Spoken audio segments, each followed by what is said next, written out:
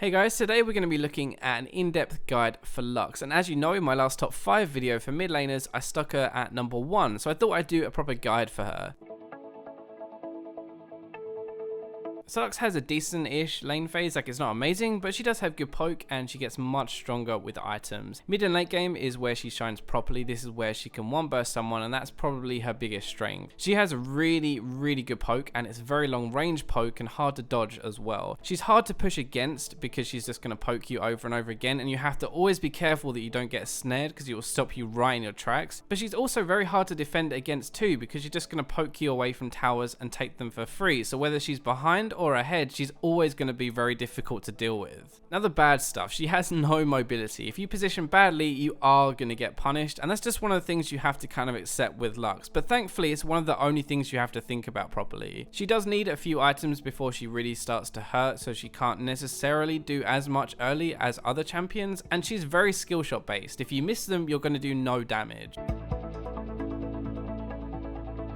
Now there are really two builds, I guess, and it's more kind of order than anything else. The standard is Morello, Luden's, Salt Boots, Deathcap, Void Staff, and Zhonya's. That is the standard stuff on Lux really. We want some cooldown reduction to poke more, some mana regen for the same reason, but a lot of raw damage to burst once we catch someone in our combo. The Glass Cannon build will be something more like one of these variations. This build is all about making the spells at the start of the fight count, and it's a lot more punishing if you miss, but if you hit them you'll do more damage. You won't have as much mana regen if you skip the Morello entirely, so it's kind of less about poke and spamming spells and more about fewer spells dealing more damage. In theory, this starts to carry a little bit earlier in the game, but it is a bit more risky in my opinion. Now there are a few things I want to say about other items. So Morello or Athene's. Morello is more damage, and that's why I recommend it, but if you're new to Lux or you just want to use your abilities more, then Athene's would actually be really good. I'd also get this in hard matchups like LeBlanc, where the magic resist will come in handy and where I'm likely going to have to farm with my spells from range. So if you're ever against an AD laner, the one big choice you have to make is, do I get a Zhonya's early or not? And there are kind of two options against people like Zed, Talon, or Yasuo. Now you can either just get the arm guard part of it and then sit on that while going back to your usual kind of build, or you can rush a complete Zhonya. Now unless you're really struggling or they can actually kill you, I would just get the arm guard part. It will help in lane, it also gives you some AP, but you won't really be using the Zhonya in team fights much, so it's better to go back into other items first. Now some people get Lichbane on Lux, and in my opinion it's a luxury item. Like, it does help you in team fights against tanky frontline targets, and it does do a lot of damage, but it doesn't add much to your combo. Finally, just a quick note about Frost Queen's claim. It's really good on Lux with the Ghost and the Gold generation both helping her, but honestly it's likely to get nerfed. If you're watching this video and it hasn't been nerfed and it still works, then you can just replace the Morello in these builds with a Frost Queen's claim, but if it has been nerfed, then just get the Morello instead.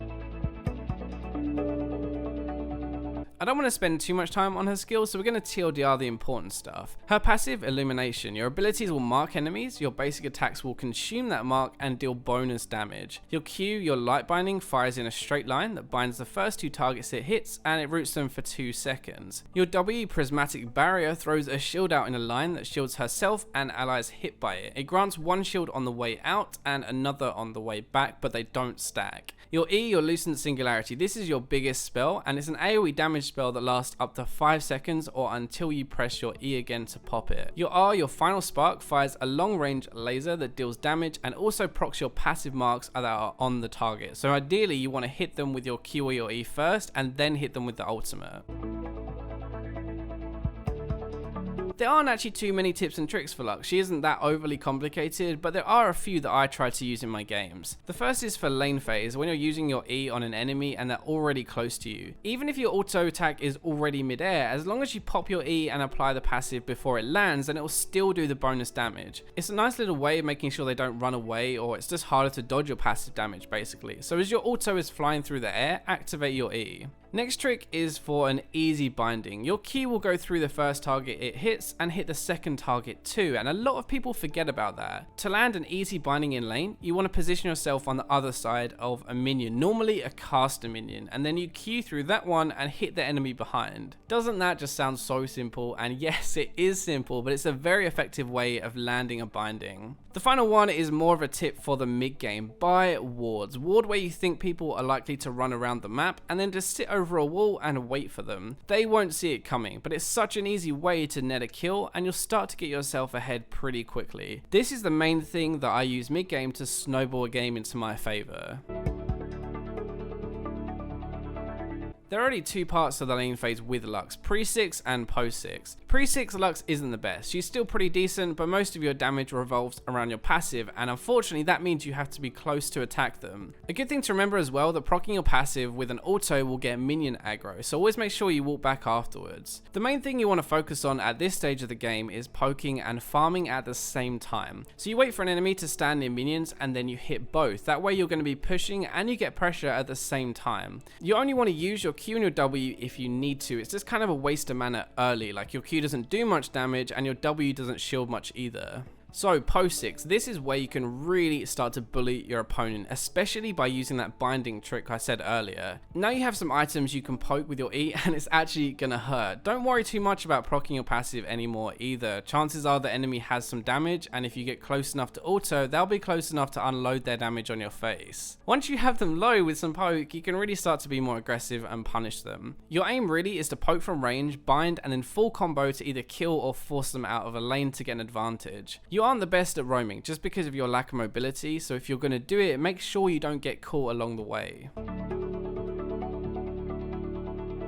So teamfights. Actually, we're going to go into teamfights, but the first thing to point out is that Lux is good at preventing teamfights. It kind of sounds odd, right? But teamfights are 5v5 fights that could go either way, and we don't want that. Ideally, we want to make them at least 5v4 to give us a head start. You need to poke before fight starts, be proactive and lower the health totals. That should be your first goal. Don't just sit back and wait for it to happen. Even better than that, you try to get a catch. You look for someone warding or just walking to another lane and grab them in your combo. Once you have that man advantage, you group and push, and even if your team don't group and push, at least you're going to get an extra kill and some more gold.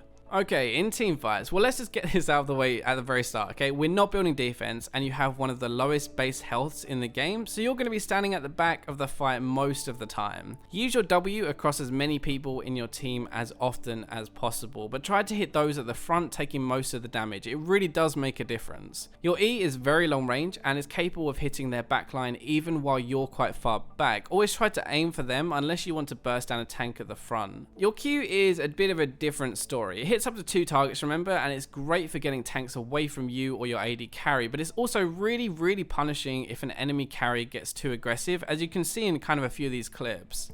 Ideally, you want to aim it through one person and onto a carry behind them if you can, because they're just not going to expect it. Your ultimate again is kind of like your E. In a perfect team fight, you'll catch 2 squishy targets with your Q, immediately E and ult, and you'll kill both with your burst. In most or harder team fights where you can't catch the carries, you want to try and put your passive on them first with your E, and then fire your ultimate at them in the back line. It'll almost kill them if it actually doesn't kill them, and that'll be pretty useless for the rest of the fight. Now anyway, that wraps up my in-depth guide to Lux. If you want to see more of these, make sure you hit that like button. It really gives me a good idea of how much you love them. Subscribe and comment on who you want to see next, but I'll catch you in my next video.